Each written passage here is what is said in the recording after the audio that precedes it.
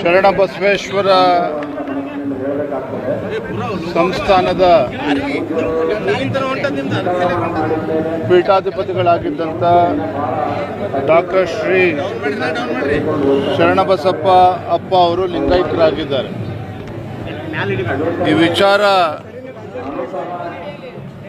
ತಿಳಿದ ಕ್ಷಣ ನನ್ನನ್ನು ಒಳಗೊಂಡಂತೆ ನಾಡಿನ ಲಕ್ಷಾಂತರ ಕೋಟ್ಯಾಂತರ ಭಕ್ತರಿಗೆ ಸಾಕಷ್ಟು ದುಃಖ ಉಂಟಾಗಿದೆ.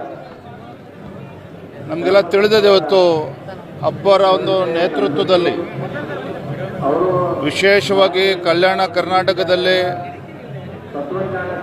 ಅವರು ನಡೆಸಿದಂಥ ಶಿಕ್ಷಣ ದಾಸೋಹ, ಜ್ಞಾನ ದಾಸೋಹ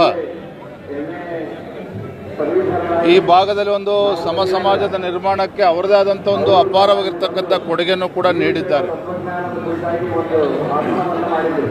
ಅವರ ಒಂದು ಈ ಅಗಲಿಕೆ